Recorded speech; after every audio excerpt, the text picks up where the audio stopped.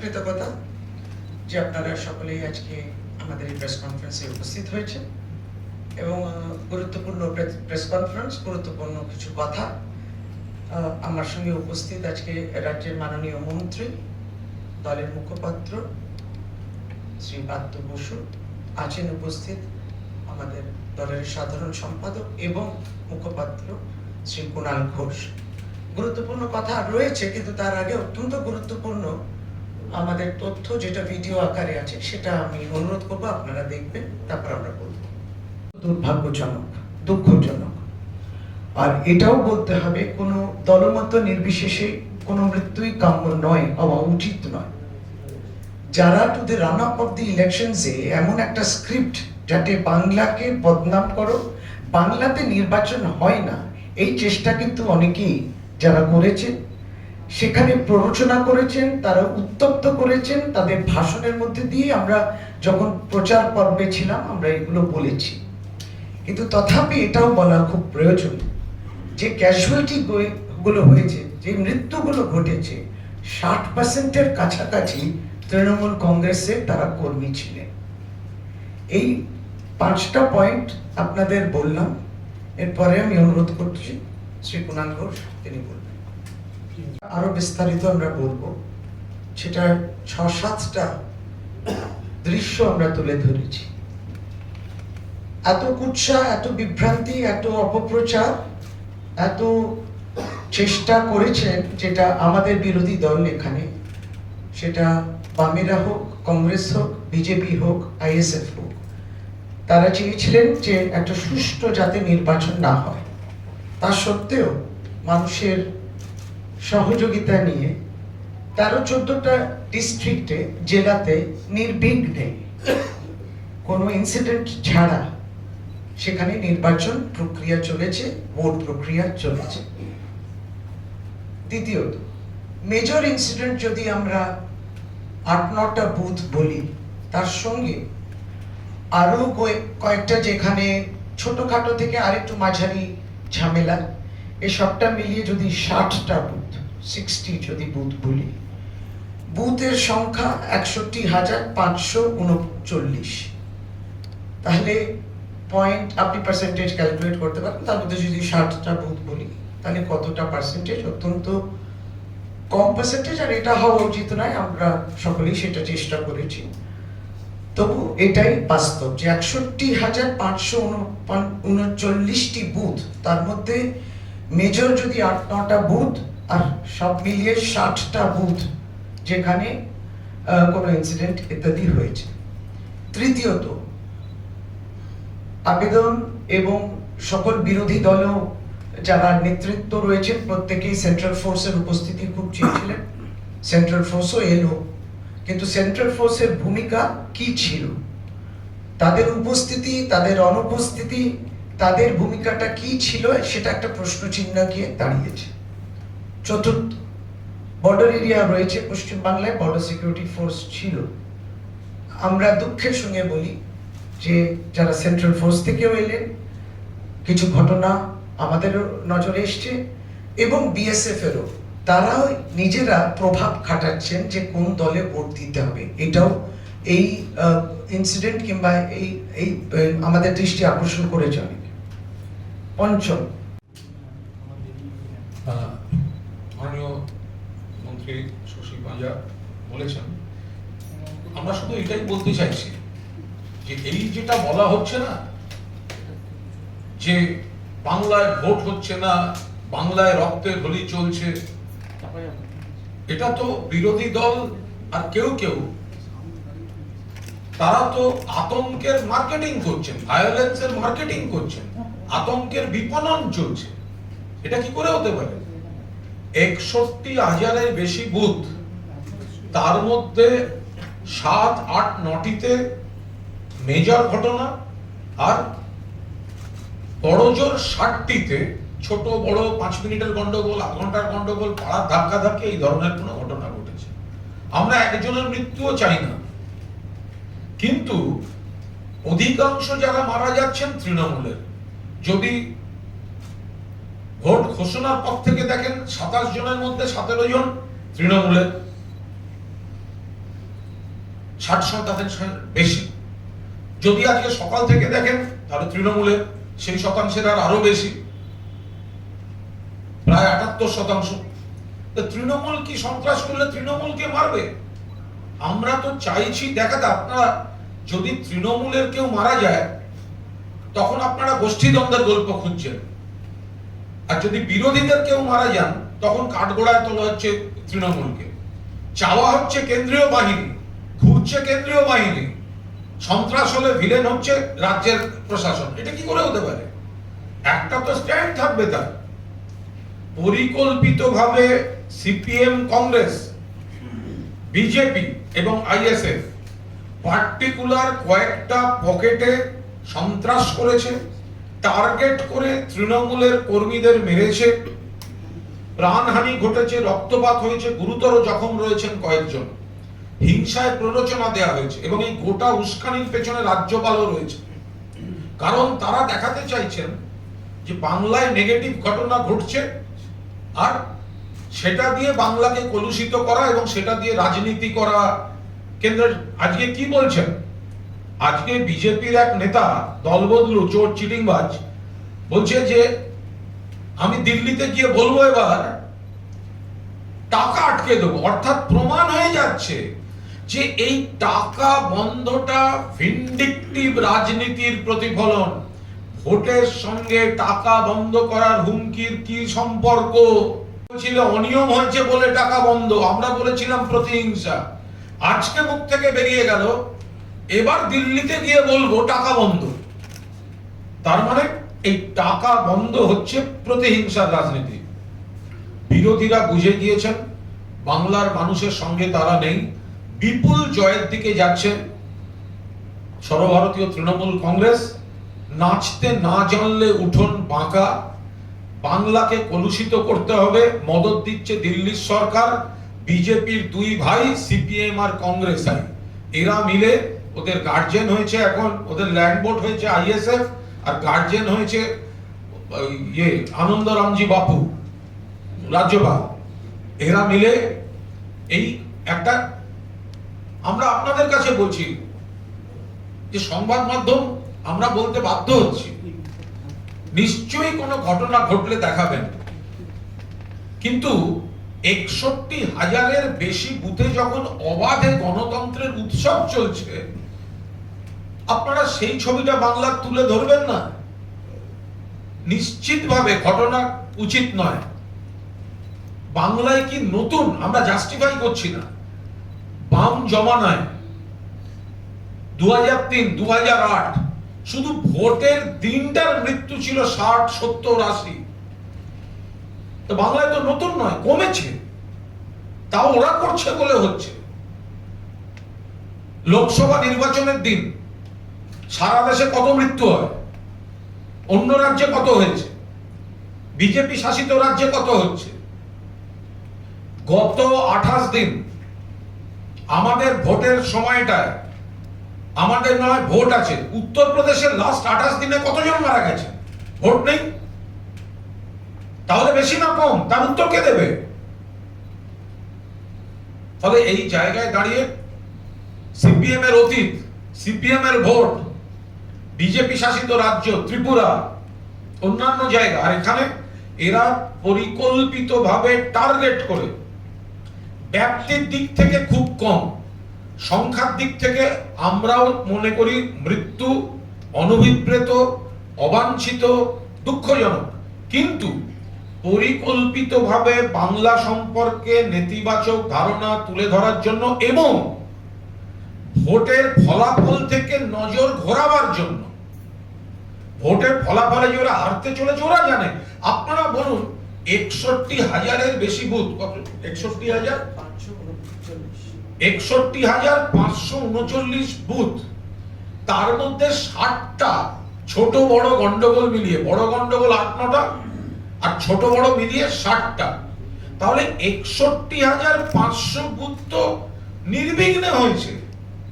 তো ফলে যদি কেউ কোথাও, আমরাও বহু জায়গায় আমরা অভিযোগ করেছি, আমাদের বিভিন্ন জেলায় করেছেন, পাঠিয়েছে রাজ্যকে, রাজ্য কমিটি সেটা আবার নির্বাচন কমিশনকে পাঠিয়ে দিয়েছেন, আমরাও করেছি অভিযোগ। ফলে ব্যাপারটা এরকম নয় যে বাংলায় একেবারে মানে সমস্ত আইন শৃঙ্খলা বিপর্যস্ত। কে বলছেন, কারা বলছেন? 355, 356, মণিপুরটাকে করে আসুন। ক্ষমতা থাকলে মণিপুরটা চলছে, গোটা স্টেট চলছে মৃত্যুর মিছিল।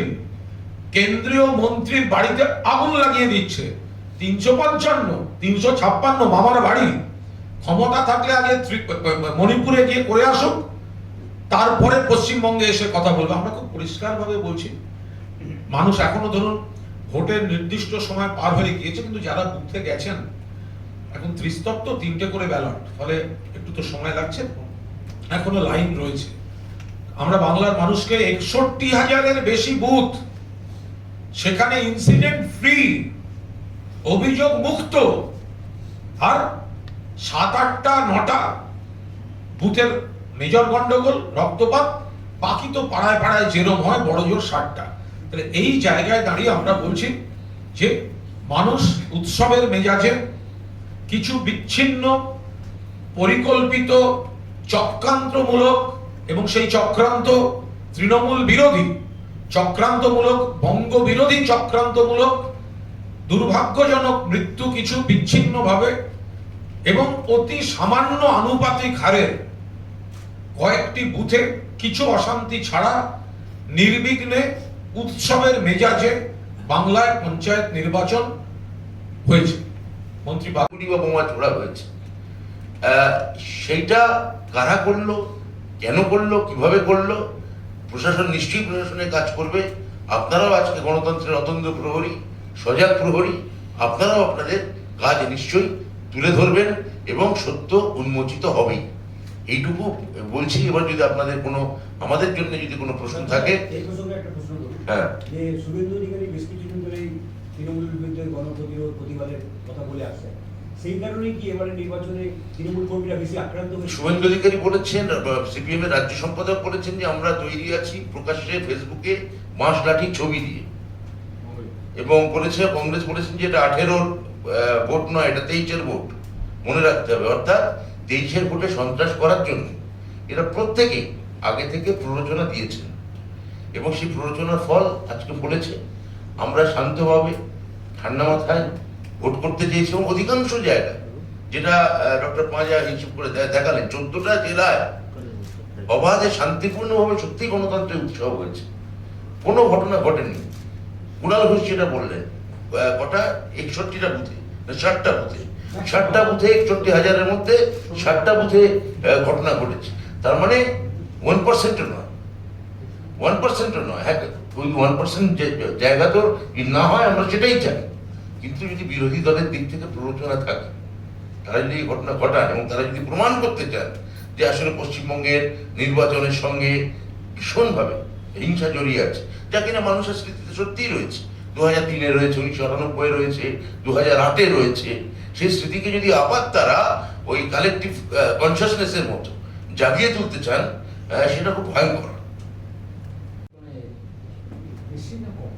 দেখুন, একটা কথা বলি, এই যে ভোট পড়ার যে হার, তো দুপুর অব্দি তো ছিল একটা 30-35% মতো, বিকেল 4টেতে সেটা 50 ক্রস করেছে। কিন্তু আমি সবকটা চ্যানেলে যে পরিমাণ ছাপ্পা দেখেছি, ছাপ্পা যদি সত্যি অত হতো তাহলে তো এতক্ষণে 98% ভোট হয়ে যেত। যে পরিমাণ ছাপ্পা, দিকে দিকে ছাপ্পা বলে যতগুলো চ্যানেলে ছবি দেখলাম, তো ছাপ্পা যদি হতো তাহলে এই যে দুপুর 1টা পর্যন্ত 30% বা 35% বা 4টে পর্যন্ত 50.52%, এখন হয়তো আরেকটু বেড়েছে 54%, তো ফলে সবার সময় লাগছে, কারণ এটা মূলত ত্রিস্তরীয়, 3টে ব্যালট, তাকে ভোট দেওয়া আবার সেখানে গিয়ে ফেলা একটু স্লো হচ্ছে। বহু জায়গায় লাইন এখনো আছে, তারা ভোট দিচ্ছেন, কিন্তু ছাপ্পার অভিযোগ যদি ঠিক হয়, দিকে দিকে ছাপ্পা লুট হয়ে গেল, তাহলে তো এতক্ষণে 90-98-100% হয়ে যেত। তাহলে এবার আপনি বলুন না, আপনি বলুন এখন কত পার্সেন্ট ভোট হয়েছে, কত হতে পারে বলুন, কত পার্সেন্ট? 51 হয়েছে, তাহলে তো স্লো যাচ্ছে। তাহলে এত ছাপ্পা কোথায় গেল? যদি ছাপ্পাটাকে ধরি যে সব সত্যি, যা যা দেখানো হয়েছে ধরি, লুট হয়ে গেল, তাহলে তাহলে সেগুলো গেল কোথায়?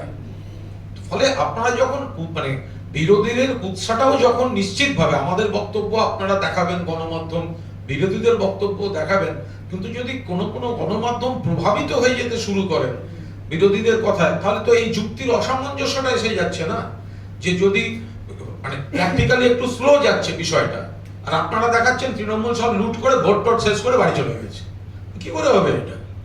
বিরোধী দল এবং কুণাল ঘোষকে ওরা প্রায় পুরোটাই বলে দিয়েছেন। বলছি যে আজকে দিনহাটায় ব্যালট বাক্সে জল ঢাললো কারা? উত্তর 24 পরগনার বাদুড়িয়ায় প্রক্সি ভোট করলো কারা? নদিয়ার আমাদের তৃণমূল প্রার্থী হাসিনা সুলতানা, তার কে লক্ষ্য করে গুলি ছুড়ল কে? আমাদের রানীনগরে, খড়গ্রামে, রেজিনগরে যারা মারা গেল তাদের রাজনৈতিক পরিচয় কি? যারা মারা যাচ্ছেন সবাই মৃত, তারপর আর তার কোনো রাজনৈতিক পরিচয় থাকতে পারে না। মৃত্যুর আগে দেখা যাচ্ছে আশ্চর্যজনকভাবে প্রায় প্রত্যেকে তৃণমূল কংগ্রেসের প্রার্থী বা তৃণমূল কংগ্রেসের কর্মী। তার মানে বিরোধী দলের মূল স্ট্র্যাটেজি হচ্ছে একদিকে গৃহস্থকে বলছেন চুরি করতে, সজাগ থাকতে, আর চোরকে বলছেন চুরি করতে। তারাই সন্ত্রাস করছেন, তারাই গোলযোগ করছেন। কেন্দ্রীয় বাহিনীকে দেখা যাচ্ছে তারা ভোটের লাইনে এসে ভোটারকে বলছেন বিজেপিকে ভোট দেওয়ার জন্যে, এবং তারপর তারাই গেল রব তুলছেন। এই যে একটা সুপরিকল্পিতভাবে একটা সন্ত্রাসের বাতাবরণ তৈরি করে পুরনো 2003-এর 2008-এর দগদগে স্মৃতি যারা ফিরিয়ে আনতে চাইছে এবং একই সঙ্গে সেটা ভুলিয়ে দিতে চাইছে, সেটা কি বাংলার মানুষ মেনে নেবেন? আজকে যা আমার সতীর্থরা বললেন, ডক্টর পাঁজা এবং শ্রী ঘোষ, 61,000-এর বেশি বুথ, তার 60টি মতো বুথে ছোট বড় ঘটনা ঘটেছে, মৃত্যুর মতো ঘটনা ঘটেছে, যে আমরা মোটেও চাই না। অধিকাংশ ক্ষেত্রে দেখা যাচ্ছে যে তৃণমূল কংগ্রেসের লোক, তৃণমূল কংগ্রেসের প্রার্থী, তৃণমূল কংগ্রেসের কর্মী, এবং তারপর বলা হচ্ছে যে প্রশাসন ব্যর্থ। অথচ এরাই কেন্দ্রীয় বাহিনী চাইল, কেন্দ্রীয় বাহিনী এলো, কেন্দ্রীয় বাহিনী ঘুরলো, কেন্দ্রীয় বাহিনী প্রতিটি বুথে গেল, কেন্দ্রীয় বাহিনী ঘুরে ঘুরে কতগুলি জায়গায় বিজেপিকে ভোট দেওয়ার কথা বললো।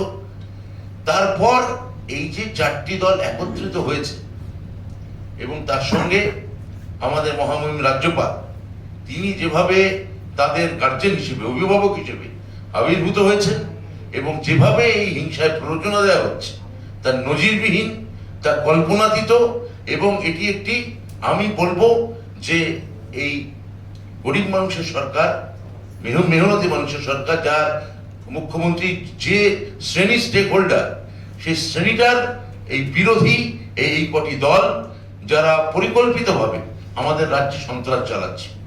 আমি গণমাধ্যমকে বলবো, আপনারা আমাদের বিরোধিতা করতে পারেন, আমাদের পক্ষে থাকতে পারেন, কিন্তু আমাদের পক্ষে বা আমাদের বিরোধিতার থেকেও সব থেকে বেশি গুরুত্বপূর্ণ হচ্ছে সত্যের পক্ষে থাকা।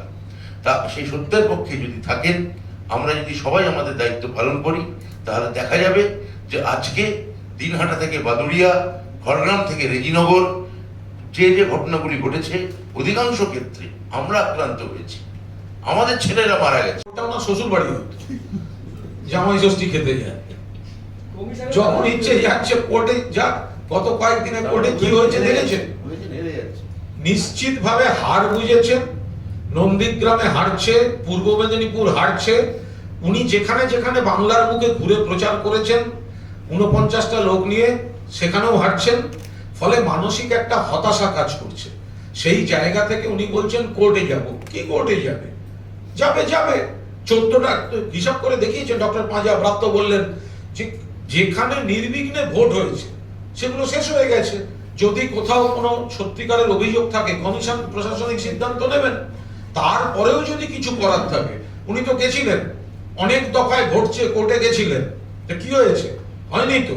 তারপর গেছিলেন উনি ভোট দিয়ে ঘুরে ঘুরে বেড়াতে চান, কেন ওনাকে আটকে রাখা হচ্ছে? তো সেটা তো দিলীপ ঘোষ তো ওনার উল্টো দিকে মত দিয়েছে, ওদের দলে। তো সুতরাং কোর্টে গেলেই ওনার এই স্বভাবটা হয়ে যাচ্ছে না, আমি কোর্টে যাচ্ছি, রেস্টুরেন্টে যায়, ও আবার বিউটি পার্লারে যায়, কোর্টে যাচ্ছি, এই আর কি মানে জায়গা পায়। হ্যাঁ, আসলে বাংলার মানুষ বিরোধীদের তালা ঝুলিয়ে দিয়েছে, আর বিজেপির বিজেপি কর্মীরা, বিজেপির কর্মী সমর্থকরা শুভেন্দু অধিকারীর মতো একটা দলবদলু তৎকাল সিবিআই এর এফআইআর নেমড একটা চোর চিটিংবাজ, তার নেতৃত্বকে তালা ঝুলিয়ে দিয়েছে। সেই মানসিক অবসাদ থেকে এই ধরনের কথাবার্তা বলছে।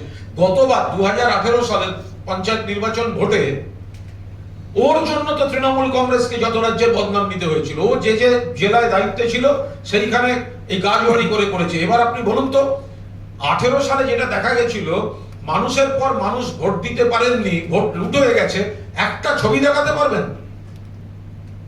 18 সালে যখন শুভেন্দু দায়িত্বে ছিল তখন ভোটারদের এলাকায় ছবি দেখা গেছে, ভোটারদের বুথ থেকে টেনে বার করে দেওয়া হচ্ছে, তখন শুভেন্দুর দায়িত্বে ভোট হয়েছিল।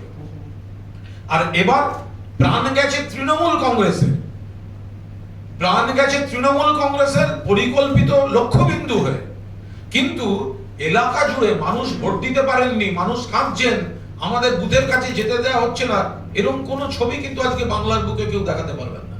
ফলে শুভেন্দু অধিকারী সম্পূর্ণ মানসিক অবসাদ থেকে, উনি জানেন মঙ্গলবার দিন ওনার জন্য একটা চরম হতাশাজনক ফলাফল অপেক্ষা করছে। বাংলার মানুষ ভোট দিচ্ছেন, কিন্তু বিরোধীরা কিছু প্রাণের বিনিময় তাদের এই রাজনীতিটা করলো। বিরোধীরা কিছু প্রাণের বিনিময়ে বাংলাকে কলুষিত করার অপচেষ্টা করলো। উন্নয়নে, আমরা যেখানে উন্নয়নকে ফোকাস করে ভোট করতে চাইছি, ওরা ল অ্যান্ড অর্ডারটাকে টার্গেট করতে গিয়ে নিজেরাই খুন খারাপি অশান্তি করে কিছু প্রাণ তারা নষ্ট করলো। করতে এলে ব্যালট বাক্স পুকুরে ফেলে দিতে হবে, সেটাই হয়েছে। আরো কয়েকটা জায়গায় এই ঘটনা আস্পর্ধা দেখুন, আস্ফলনটা দেখুন, তিনি স্বীকারও করছেন। এবং এই কথা বলেই আমরা আগে বলেছিলাম, ভোট বাক্সে তাদের লোকেরা দৌড়ে গিয়ে ফেলে দিয়েছে, ভোট বাক্সটাকে পোড়ানোর চেষ্টা করছে, ভেঙে দেওয়ার চেষ্টা করছে। প্রেস মিডিয়া আপনারাও দেখিয়েছেন। সুতরাং 355, 356 এই সমস্ত বলা হয়েছিল, সেগুলো মণিপুরে করুন। আর সবচেয়ে অবাকও হয়ে যায়, আমরা এত সন্ত্রাসবাদ।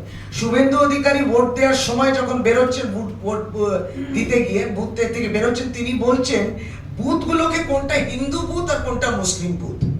এটা তো আগামী দিন, যেমন তিনি বলেছেন আগামী দিনে সমস্ত টাকা বন্ধ করে দেবো পশ্চিমবাংলায়। এরা তো আগেই জানে যে এরা হারবে, যার জন্য এতগুলো বাহানা করছিল। এবং আজকের দিনে এত সন্ত্রাস তাদের নেতৃত্বে হয়েছে। এবং যাদের সঙ্গে ওই যে সাগরদিঘি মডেল ছিল, যে ওরা দুজন সামনে ছিল, আমি তো আছি পিছন দিক দিয়ে, ঠিক সেটাই ছিল আজকেরও তাদের ফর্মুলা। তাই এই ফর্মুলাতে তারা জানে তারা জিতবেন না। এবং সেই ক্ষেত্রে নিজে তাহলে বললেন কি করে যে আগামী দিন 100 দিনে টাকা বন্ধ হবে, একটি টাকাও বাড়ির জন্য আসবে না, মিড ডে মিল টাকাটাও বন্ধ করে দেবে। এই যে ওনারা বলছেন, তিনি বলছেন মানে পরিষ্কার তারা জানে জিতবে না, কিন্তু বাংলার প্রতি কোনো প্রেম ভালোবাসা, বাংলার উন্নয়ন তাদের সহ্য হয় না। এবার ডক্টর মানিক শাহ যে এই কথাগুলো বললেন, এই ডক্টর মানিক শাহকে আমরা এই টুইটেতে উত্তর দিয়ে দিলাম। আপনি দেখবেন যে আমি টুইটও করেছি দলের পক্ষে থেকে। প্রফেসর ডক্টর মানিক শাহ তিনি পশ্চিমবাংলার আজকে নির্বাচন সম্বন্ধে বলেছেন যে shocking reports coming from west Bengal reflects democracy is being murdered there. TMC goons পঞ্চায়েতে এই সমস্ত করেছে under regime of Mamata Bandyopadhyay ইত্যাদি। তো আমাদের তো একটাই কথা বলা ছিল, যেটা টুইটেও আমি দিয়ে দিয়েছি, যে বিজেপি ত্রিপুরাতে কি করেছিল, এখানে কতগুলো সিট আনকনটেস্টেড হয়েছিল, সেই হিসেবে অনেক কিছু চলছিল। তো পঞ্চায়েত যখন ত্রিপুরাতে হয় 2018-তে 96% আনকনটেস্টেড ছিল বিজেপি প্রার্থীর বিরুদ্ধে কোনো প্রার্থী ছিল না। আজকে দুঃখের সঙ্গে বলতে হয়, সেই প্রফেসর ডক্টর মানিক শাহ এত বড় বড় কথা, আপনি তো কিছু করতে পারলেন না ত্রিপুরাতে। আর ত্রিপুরাতে যে ভায়োলেন্স হয়েছিল, পলিটিক্যাল ভায়োলেন্স হয়েছিল, এই কাডার, এই মানিক শাহ ডাক্তার, তিনি এখন যেন একবারে ধোয়া তুলসী পাতা। ফলে এই বছরেরও 2023-তে আমরা বড়জোর আনকনটেস্টেড আমাদের খারাপ ছিল যে মুখ্যমন্ত্রী বদলাতে হয়েছিল। সে তো 3 বার করে মুখ্যমন্ত্রী ওখানে পাল্টিয়েছে, প্রার্থী পাল্টিয়েছে, এত সন্ত্রাস, এত অনুন্নয়ন, কোনো উন্নয়ন হয়নি ত্রিপুরাতে, তাই জন্য প্রার্থী তাদের পাল্টাতে হলো। তারপরে বাই ডিফল্ট ওখানে মানিক শাহ চলে এলেন। আজকে তিনি এই স্টেটমেন্টগুলো দিচ্ছেন, তার বিরুদ্ধেও আমাদের প্রতিবাদ। আমরা বলি যে নিজের আগে দেখুন নিজের আঙ্গনে দেখুন কি হয়েছে, লুক ইনটু ইয়োর ব্যাকইয়ার্ড। আর নাহলে এই ইতিহাসটাকে অস্বীকার করা যায় না। আর এই বছর আমরা নমিনেশন দিতে পারছি না, বিজেপি অনেক কিছু সব বলেছে, নমিনেশনও দিয়েছে। সেন্ট্রাল ফোর্স এলে ভালো হয়, সেন্ট্রাল ফোর্সও এলো, বুথ এজেন্টও পেলো, ছাপ্পাটাও করলো, সন্ত্রাসও করলো, বুথ ব্যালট বাক্স নিয়ে আপনারাই দেখিয়েছেন দৌড়ে গিয়ে পুকুরে, এই পুকুরে ফেলা নিয়ে আমরা ভোট যখন প্রচার পর্বে বলেছিলাম যে বিজেপির নেতৃত্ব এবং বিরোধী দল নেতা নিজেই বলছিলাম, আমি বলে দিচ্ছি সবাইকে, যদি এদিক ওদিক দেখেন তাহলে বাক্সটা তুলে গিয়ে পুকুরে ফেলে দেবেন, এই সমস্ত স্টেটমেন্ট। এবং এই আজকে হয়ে হচ্ছে। এই বিষয়টাই বলি, উনি আজকে অদিত চৌধুরী এক মিনিট, আর একটা তথ্য। Shantanu Singh Khatra ZP 7 BJP leader sword নিয়ে এসেছিল, শোর্ড তরোয়াল নিয়ে ঘুরে বেড়াচ্ছে। তো শান্তনু সিং, তো এবার এই যে বিজেপি নেতা শোর্ড নিয়ে ঘুরে বেড়াচ্ছে, আমরা খাতরা জেলা পরিষদ 17 নম্বরে ক্যান্ডিডেট। তো আমরা রামনবমীর দেখেছিলাম সুমিত সবলেডি ছেলে রামনবমী মিছিলে নাচছে হাতে রিভলভার নিয়ে, তাকে ধরে আনতে হয়েছিল মুঙ্গের থেকে। তাহলে এই যে অস্ত্র ঢোকানো কালচার, কে বলে দিচ্ছেন শোর্ট নিয়ে ঘুরছে, কে তৃণমূলকে কি করে মারা যায়, আর হাতে হাত মিলিয়ে করেছে। তৃণমূলের যাদের নেতা কর্মীদের আক্রমণ করা হয়েছে, খুন করা হয়েছে, এটা হাতে হাত মিলিয়ে বিজেপি, সিপিএম, কংগ্রেস এবং যেখানে যেখানে তারা আছে আইএসএফ, এরা হাত মিলিয়ে করেছে। কিন্তু মানুষ থেকে বিচ্ছিন্ন হয়ে এই 3টে দল বা 3.5 দল, ওইরকম একটা সাড়ে গোছে, তো তারা যে সন্ত্রাসটা করলো তাতে কিন্তু মানুষের আশীর্বাদ থেকে তৃণমূলকে বঞ্চিত করতে পারবে না। আর বাকিটা যেখানে বেশি গন্ডগোল হয়েছে বা কোনো অভিযোগ আছে, আমরাও করেছি বহু জায়গায় অভিযোগ, এবার নির্বাচন কমিশন নিশ্চয়ই তারা কোনো সিদ্ধান্ত জানাবেন, আমরা সেই সিদ্ধান্ত দেখবো, মানবো। বিরোধী দল সরকার সমাজে হাতে হাত মিলিয়ে তৃণমূল জয়ের দিকে যাচ্ছে। আচ্ছা, আপনাদের কি মনে হয় বিজেপি কোন পজিশনে থাকে? একটা তো তৃতীয়, হ্যাঁ তৃতীয়, দ্বিতীয় সেটা বলতে পারবো না। বিজেপি তৃতীয় থাকবে, তৃণমূল প্রথম। 1 থেকে 100-র মধ্যে যদি আপনি রেটিং করেন, 1 থেকে 90 থাকবে তৃণমূল, তারপরে 91 থেকে 96 অন্য কারা কি থাকতে পারে বলতে পারবো না। আর এখানে তো দ্বিতীয় তৃতীয় যুদ্ধের ব্যাপার নেই, তৃণমূলের সঙ্গে বাকি 4টে দলের লড়াই, 4টে দল তো এক হয়ে আছে, কিন্তু 1:1 লড়াই হচ্ছে। না, বিজেপি, কংগ্রেস, সিপিএম আলাদা। না, ওটা প্যাকেজিং এ আছে, নাম তো অবস্থা আলাদা, হ্যাঁ, প্যাকেজিং একসঙ্গে। প্যাকেজিংটা একসঙ্গে। ওইটা যেটা ডক্টর পাঁজা যেটা বললেন, সাগরদিঘি মডেল, এটা অন্তত 10টা জেলায় বিজেপি সাইনবোর্ডের মতো রেজাল্ট করবে, সেইটা বুঝতে পেরে শুভেন্দু অধিকারীদের এই আর্তনাদ শুরু হয়েছে। আর ওদিকে বিজেপির মধ্যে দিলীপ ঘোষ অত্যন্ত আনন্দে আছেন, কারণ তিনি আত্মবিশ্বাসী যে শুভেন্দু আর সুকান্ত নেতৃত্বে বিজেপির গঙ্গাজল প্রাপ্তি হতে চলেছে।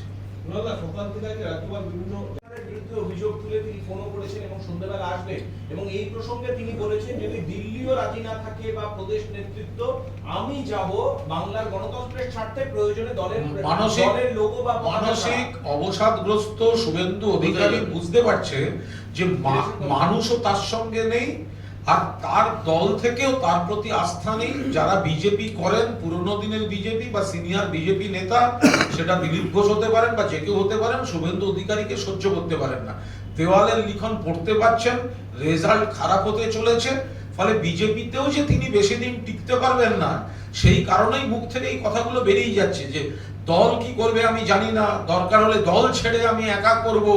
এগুলো হচ্ছে গভীর মানসিক অবসাদ, মানে গভীর, মানে একেবারে ডিপ্রেশনের চূড়ান্ত জায়গায় আছে। ফলে ওনার কিন্তু ইমিডিয়েটলি ওনার বাড়ির লোককে অনুরোধ করব অবিলম্বে একটা চিকিৎসার পরামর্শ নিতে, না হলে হঠাৎ কোথায় কি ওনার আপনা থেকে হয়ে যাবে। চোখ মুখ কিন্তু ভালো নয়, একদম ভালো নয়।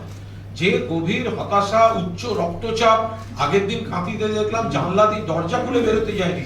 এটা আমি লাস্ট দেখেছিলাম জনি লিভারকে, জানলা দিয়ে বেরোতে গেছিল, সেটা কিন্তু ইয়েতে বেরোতে যায়নি, দরজা খুলে বেরোতে যায়নি, ভুলে গেছিল, হ্যাঁ এমন রেগে গেছে। তো চোখ গোল্লা করে পুরো জনি লিভার।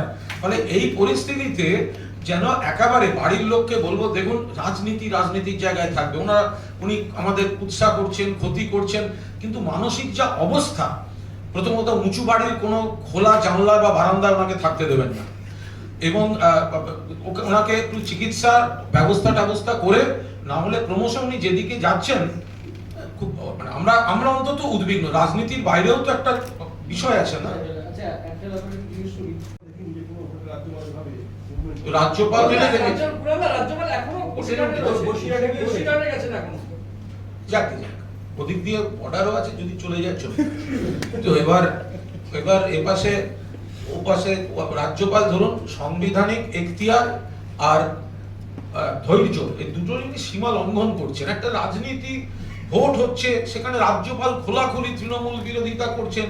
ওনার যদি কিছু খারাপ থাকে উনি লিখিতভাবে সরকারকে জানাবেন, মুখে ডেকে বলবেন, উনি কেন্দ্রকে রিপোর্ট। আমি সকালবেলা জেলা অফিসে ছিলাম, সেখানে খবর পেলাম উনি নির্দিষ্টভাবে কিছু কলকাতা শহর থেকে সাংবাদিক নিয়ে গেছেন, তাদের নিয়ে একটা হোটেলে উঠেছেন, সেই হোটেলে একসঙ্গে খাওয়া দাওয়া করেছে। জেলার সাংবাদিকরা যখন তার কাছে প্রশ্ন করতে গেছে, তাদের সঙ্গে সেভাবে কথা বলেননি, এমনকি ন্যূনতম চায়ের আপ্যায়নও জানাননি। ওই সাংবাদিকদের সঙ্গে খাওয়া দাওয়া করে নদিয়ার দিকে যাওয়ার কথা ছিল, কেন জানি না তিনি আবার মধুপুর রাস্তা ঘুরিয়ে দিয়ে আমডাঙ্গার দিকে চলে গেছেন। মানে এই তো প্রায় সুকুমার কেশদাদার মতো অবস্থা। এদের সকলের, এই রাজ্যপাল থেকে শুভেন্দু, এদের সকলের মধ্যে কিন্তু একটা বেশ পাগল ভবঘুরে এই ধরনের একটা ইমেজ, চাউনি, তাকানো, কথাবার্তা, এই সমস্ত ব্যাপারটা চলে এসছে। বাকি যেটুকু আছে 11 তারিখ বিকেলে হয়ে যাবে। আপনারা প্রথম যে অধিকাংশ মৃত্যু হয়েছে আপনাদের কর্মীদের আজকে ভোটের দিন, এই সময় তো আইন শৃঙ্খলা রাজ্য নির্বাচন কমিশনের হাতে থাকে, কমিশনের ভূমিকা আপনারা খুশি? এই দেখুন, কমিশন ভোটের অ্যারেঞ্জমেন্ট করছে, রাজ্য সরকার তাকে সহযোগিতা করছে, তিনি যেভাবে বলছেন সমস্ত ভাবে করছে। এবার প্রশ্ন হচ্ছে, কেউ যদি নির্দিষ্টভাবে প্ল্যান করে থাকে আমি অমুককে মারবো, সেটা শুধু সিস্টেমে রেখে এই জিনিস আটকানো কিন্তু এটা সদিচ্ছার বিষয়। চক্রান্ত মানে কি? চক্রান্ত মানে একটা নেগেটিভ ফোর্স। চক্রান্ত হয়েছে যে তৃণমূলকে মারতে হবে, বাংলায় খারাপ ঘটনা ঘটিয়ে দেখাতে হবে। এটা কোন সিস্টেম দিয়ে থামানো হবে? কোন সিস্টেম দিয়ে? ফলে এই জায়গায় দাঁড়িয়ে নির্বাচন কমিশন ব্যর্থ না নির্বাচন কমিশন সফল? নির্বাচন কমিশন, ভারতবর্ষের কটা নির্বাচন কমিশন? 61,539টা বুথ, তার মধ্যে 60টা বাদ গেলে 61,400 কত বুথে ইনসিডেন্ট ফ্রি বুথ করিয়েছেন। আর কটা, কোন স্টেট পারবে এতটা করতে? কোন স্টেটে সম্ভব সেটা করা? এখন যদি কিছু জায়গায় টার্গেট করে নেয় 2-3টে অশুভ শক্তি, মারবো, এখানে ওদের শক্তি আছে, যে জায়গাটা ওরা খানিকটা আছে সেখানটা মারবো যদি বলে, তো সেই জায়গাটা, এটা তো মানুষ সবাই দেখবেন, বিচার করবেন। প্রধানমন্ত্রী ইন্দিরা গান্ধীকে তার বাড়ির মধ্যে এসে মেরে দিয়ে গেছিল, কোন সিস্টেম বাজাতে পেরেছিল? তার কারণ টার্গেট করে নিয়েছিল। তাই কুণালা, এই যে এক জায়গায় দেখা যাচ্ছে মৃত্যু হচ্ছে এবং সঠিক পরিকল্পনা ঠিক সময় না করতে পারার জন্য এই মৃত্যুগুলো, প্রথম কথা, এর মধ্যে চক্রান্ত আছে কি? 100% চক্রান্ত। 2 হচ্ছে কেন্দ্রীয় বাহিনী আসেনি, এটা তো যেমন কমিশনকে বিড়ম্বনায় ফেলার চক্রান্ত, আবার কেন্দ্রীয় বাহিনী এলেও এই সন্ত্রাসটা হতোই। উল্টে কেন্দ্রীয় বাহিনীর গুলিতেও তো আরো লোক অতীতে মারা যাওয়ার খবর আছে, তাতেও তো 4-5 জনের কোনো কিছু ঘটেনি। আর কেন্দ্রীয় বাহিনী এলেই যদি সব ঠিক হবে, তাহলে মণিপুর শান্ত হচ্ছে না কেন?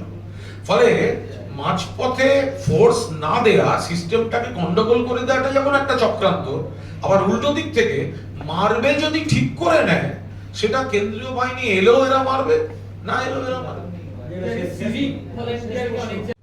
সবাই আসেনি কেন? ঠিক, তারা তো চেয়েছিলেন 822টা আসুক, ধাপে ধাপে এলো কেন? আমরাও বলেছি ঠিক আছে আসুক। তাহলে এটা কি পরিকল্পনাই ছিল যে চাওয়া হবে, আসবে না, দেরি করে পাঠানো হবে, তাহলে পরে দেখানো হবে যে আবার যেমন বলছেন হাইওয়েতে তাদেরকে নাকি ফ্ল্যাগ মার্চ করা হচ্ছে, তাদেরকে ঠিক করে ডিপ্লয় করা হয়নি, অনেক অনেক অনেক বাহানা।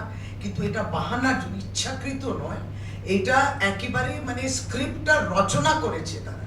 এই স্ক্রিপ্টটা 3-4টে দল মিলে রচনা করেছে। আজকে বলতে খারাপ লাগে, মহিলা আইএসএফ প্রার্থী বলছে আমি ঘরের মধ্যে রয়েছি, আমি বেরোতে পারছি না, আমার ঘরের বাইরে তালা। উপর দিয়ে কিন্তু মিডিয়াও তাকে জিজ্ঞেস করছে। এত যদি ভয় থাকতো তাহলে মিডিয়ার প্রশ্নের উত্তরও তিনি দিতেন না। দিতেন কি না আমাকে মারবে, তো তাদের মারতেই পারে যারা মারবে বলে তিনি অভিযোগ করছেন।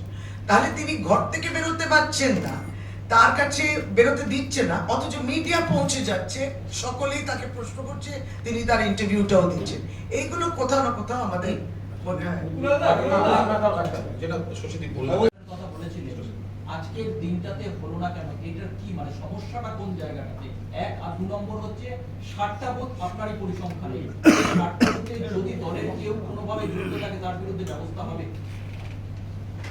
পশ্চিমবাংলায় রাজনৈতিক দল হিসেবে তৃণমূল কংগ্রেসই কিন্তু তাদের কর্মী পদাধিকারী নির্বাচিত যারা প্রতিনিধিরা রয়েছেন তাদের নামেতে কিংবা অভিযোগ এলে পরে ব্যবস্থা নিয়েছে। যদি একমাত্র দল শুধু পশ্চিমবাংলা না সারা ভারতবর্ষে, সেটা হচ্ছে তৃণমূল কংগ্রেস। 2 হচ্ছে বারংবার বলা হচ্ছে, প্রচার পর্বেও আমরা বলেছি, যখন মিডিয়ার সঙ্গেও কথা হয়েছে এবং মানুষের সামনেও বলেছি, এটা উদ্দেশ্য প্রণোদিত যে বাংলায় কিছু ঠিক নেই। এই স্ক্রিপ্টটা এটা তৈরি করেছে অপোজিশন এবং তাদের এই উদ্দেশ্যটাই ছিল। কারণ আমরা 2021-এর আগেও দেখেছি, তখনও রাষ্ট্রপতি শাসন, এখনো কখনো 355, 356 অন্যান্য শাসন, এই সমস্ত, তাহলে তো তাদের হাতে ক্ষমতা আছে, করলো না কেন? কিন্তু তাদের এই স্ক্রিপ্টটা রয়েছে, কারণ পঞ্চায়েতের জিতবে না, মমতা বন্দ্যোপাধ্যায়ের উন্নয়নটাই তো পৌঁছে গেছে, এটা পরিষ্কার। বঞ্চনার কারণটা কি গ্রামের মানুষ জানে, কেন্দ্রীয় সরকার। এইটা পুরো বোঝবার পরে স্ক্রিপ্টটাই এমন ভাবে তৈরি করা হয়েছে যে আজকের দিনটা সন্ত্রাস করতে হবে, নাহলে পরে এত বোমা মজুদ ইত্যাদি সমস্ত যেটা করেছে, কিংবা আপনারাও প্রেস মিডিয়াতে কিছু কিছু অংশে তো দেখিয়েছেন যে এই যে যেমন বললাম যে আমাদেরই আক্রমণ করেছে, মৃত্যু ঘটেছে আমাদের তৃণমূল কংগ্রেসের কর্মী ইত্যাদি, লন্ডভন্ড করা এবং এই নিদানগুলো দেয়া প্রচার পর্বে যে ব্যালট বক্স নিয়ে পালিয়ে যাবেন, পুকুরে ফেলবেন, জল ঢালবেন, কিংবা মারতে হবে, লাঠি সোটা নিয়ে দাঁড়িয়ে থাকতে হবে, পুলিশকে মারতে হবে ইত্যাদি, এই স্ক্রিপ্টটা আগে থেকে তৈরি করেছে যাতে সারা ভারতবর্ষ জানবে যে বাংলায় নির্বাচন বলে কোনো বস্তু নেই, সুষ্ঠু নির্বাচন বলে কোনো বস্তু নেই। এই স্ক্রিপ্টটাই তৈরি ছিল এবং যারা জানেন যারা জিতবেন না, তাহলে এই স্ক্রিপ্টটাতে এক্সিকিউট করতে হবে। সন্ত্রাস হচ্ছে নিশ্চয়ই এই আর থার্ড, যেটা সবসময় তারা বলার চেষ্টা করছে যে তাদের নাকি রাজ্য প্রশাসন আর রাজ্যের পুলিশের উপর আস্থা নেই, এই ন্যারেটিভটাও তারা চালান। কিন্তু আপনি যদি স্টেট ইলেকশন কমিশনকে দিতেন, সেও তার কাজটা করতো, যদি রাজ্য পুলিশকে দিতেন, সেও তার কাজটা করতো। কিন্তু আগে থেকে না এরা পারবে না, এরা করবে না, হাইকোর্টে দ্বারস্থ হওয়া কিংবা সেন্ট্রাল ফোর্সের আবেদন দেয়া। সেন্ট্রাল ফোর্সটা আসলো, তাহলে সেন্ট্রাল ফোর্সের অকর্মণ্যতার কথা বলবো, তাদের ভূমিকাটা ছিল, তাদের কি কলোসাল ফেলিয়ার হয়েছে, তারা আজ করতে পারলো না, এই প্রশ্নের জবাবটা দেবে কে? আমাদেরও তো প্রশ্ন রয়েছে যে এতগুলো সেন্ট্রাল ফোর্স উপস্থিত থাকা সত্ত্বেও সেখানে সন্ত্রাস হয়েছে, পোলিং বন্ধ হয়েছে, যে 60টা বুথের মধ্যে আমরা বলছি সেইগুলো। हम लोग प्राइमरीली अपने व्यूज और हमारी जो एलिगेशंस हैं वो भी हमने कहा। अच्छा, दूसरा सवाल यह है कि पश्चिम बंगाल में आज बॉम्ब, गोली, बैलेट बॉक्स लेके भागना, बैलेट बॉक्स को पानी में फेंक देना, जला देना, सब कुछ देख लिया एक कैटलॉग में जो हो सकता है। तो इसको लेके तृणमूल कांग्रेस का क्या कहना है कि इसके बाद भी शांतिपूर्ण वोट हुआ है? आप जो परसेंटेज बता रहे हैं 60 बूथ में हुआ है, लेकिन जो 60 बूथ में हुआ है वो पूरा पश्चिम बंगाल आज देखा है, पूरा देश आज देखा है। जरूर देखने की तो जरूरत बहुत कुछ थी। जैसे हम लोग कह रहे थे त्रिपुरा में 94% बीजेपी आपने जो दिखाया वही दिखा, करेक्ट। और ये भी सही है, देखिए मीडिया को हम लोग अगेंस्ट कुछ बोलना नहीं चाहते हैं, आप लोग तो कहते ही हैं सभी हम लोग के अगेंस्ट, हम लोग किसी के विरुद्ध नहीं कहना चाहते, अब दिखाइए। लेकिन जहां इतने जिलों में शांतिपूर्ण वोट हुआ है, ये भी दिखाना जिम्मेदारी है, सब कुछ दिखाना आपकी भी जिम्मेदारी है। अगर आप सुबह भी, दोपहर को भी और रात को और शाम तक भी चलेगा वही, तो फिर लोगों को तो एक धारणा आप पे मजबूर कर रहे हैं कि आप यही सोचिए कि सारे पश्चिम बंगाल में यही चित्र था। ये जिम्मेदारी, रिस्पॉन्सिबल जर्नलिज्म आपकी भी है। आखिरी सवाल ये है, हालांकि ये ভোট পাড়াতে দেশের প্রাক্তন প্রধানমন্ত্রী ভোট চলতে চলতে তাকে টার্গেট করে মারা হয়েছে। সেটা কি ইলেকশন কমিশনারের দায় বা দোষ ছিল না প্রশাসনের দোষ ছিল? কাউকে যদি নির্দিষ্টভাবে টার্গেট করে যে ওই জায়গায় আমি অমুক তৃণমূল কর্মীকে মারবো, মেরে বলবো যে প্রশাসন ব্যর্থ, এটা যদি আগে থেকে স্ক্রিপ্টিং করা হয়ে থাকে, সেখানে কোন রাজ্য সরকার, কোন পুলিশ, কোন প্রশাসন কিভাবে ওই নির্দিষ্ট কর্মীকে প্রোটেকশন দিতে পারে, কিভাবে নিরাপত্তা দিতে পারে? বিরোধীদের অভিযোগ যে হাইকোর্টের নিষেধাজ্ঞা সত্ত্বেও আমার কন্ট্রোল না না, অভিযোগ আমাদের অনেক। আমি বলি ভোট করানো। না না, অভিযোগ একটা বলি। আপনি যে আনবেন, স্টেট ইলেকশন কমিশন বলেছিল যে 61,539টা বুথের মধ্যে স্টেট ইলেকশন কমিশন বলেছিল 4,834টি, দ্যাট ইজ 7.8% সেনসিটিভ বুথ আছে এবং এখানে ডিপ্লয় করা উচিত এক্সট্রা ফোর্স ইত্যাদি। এই যে 7.8% দেখে যারা বুঝে গেছিলেন যে আমরা তো হারবই, তারা এই অন্যান্য বুথগুলোকে টার্গেট করে ওই সেনসিটিভ বুথের পার্সেন্টেজ যারা বাড়ালেন, এটাকেই বলে চক্রান্ত। যে চক্রান্ত তারা করেছে। সিভিকের ব্যবহার নিয়ে বিরোধীরা বলছে হাইকোর্টের নিষেধ সত্ত্বেও সিভিক পুলিশ আরে সিভিক গেছিল সমাজ সেবা করতে। এত বড় একটা মানে ভোট হচ্ছে, কত বয়স্ক মানুষ গেছেন, কে অসুস্থ হয়ে যেতে পারেন, বৃষ্টি বাদলার সময় ভিজলে ঠান্ডা লেগে যাবে। তারপরে আর সেই জায়গাটা তাদের তো সেই সামাজিক কাজগুলো করার জন্য তো একটা লোক দরকার হয়, দীর্ঘ লাইন, কেউ অসুস্থ হয়ে পড়লেন। তাছাড়া সাধারণভাবে সিভিকরা কিন্তু স্থানীয় ছেলে সাধারণভাবে, ফলে তাদের নিজেদেরও ভোট মানে ভোটাধিকার প্রয়োগের বিষয় থাকে। ফলে এই সব মিলিয়ে মানে তার সঙ্গে মূল পুলিশের কাজ বা ইলেকশন কমিশনের কাজ সিভিক করেছে, এরকম কোনো ঘটনা ঘটে। ডক্টর পাঁজা, ডক্টর তাহলে তো কেন্দ্রীয় বাহিনী এখানে ঘুরেছে, তো তাদেরও তো ভুল ধরতে হবে। আর একটা হচ্ছে কেন্দ্রীয় বাহিনী সবাই তো এসে পৌঁছয়নি যতটা চাওয়া হয়েছিল, ফলে তার দায়িত্ব কে নেবে? আমাদের তো সেই মতো ধরা ছিল নিশ্চয়ই, কমিশন তো সেটা ধরে করেছে। এবার একটা বড় কথা রয়েছে যে এই যে কোর্টে গিয়ে কেন্দ্রীয় বাহিনী চাই বলে লাফালাফি করা হচ্ছে এবং তারপরে কেন্দ্রীয় বাহিনী পাওয়া যাচ্ছে না, দেশের সীমান্ত থেকে তুলে আনতে হচ্ছে, তাহলে কি কেন্দ্রের কাছে যথাযথ রিজার্ভ ফোর্স নেই? একটা রাজ্যে সেখানে ভোটের জন্য সীমান্ত থেকে এয়ারলিফট করে আনতে হচ্ছে, অর্থাৎ দেশের নিরাপত্তার সঙ্গে আপোষ করতে হচ্ছে। তাহলে তো এটা সেন্ট্রাল গভর্নমেন্টকে বা বিএসএফ কে, তাহলে তো এখানে এদের তো কোর্টেও বলতে হবে, সেন্ট্রালের তরফ থেকে যারা কোর্টে দাঁড়ান, তাহলে বলুন যখন মামলাটা লড়তে যান যে আমরা প্রস্তুত, কিন্তু আমাদের সীমান্ত থেকে তুলে আনতে হবে। মানে দেশের সুরক্ষার সঙ্গে কম্প্রোমাইজ করা হচ্ছে বিজেপির ইগো রাখতে। যদি প্রথম থেকেই বলতো না আমাদের নেই, আমাদের রিজার্ভ ফুরিয়ে গেছে, আমাদের আর বাহিনী বলে কিছু হয় না, তো তাহলে সেই কথাটা আসতো না। তাহলে পুলিশও নিশ্চয়ই পুরোদস্তুর কমিশন সেইভাবে একদম করে ফেলতে পারতেন। এটা তো একটা মাঝখানে ফেলে দেওয়া হলো।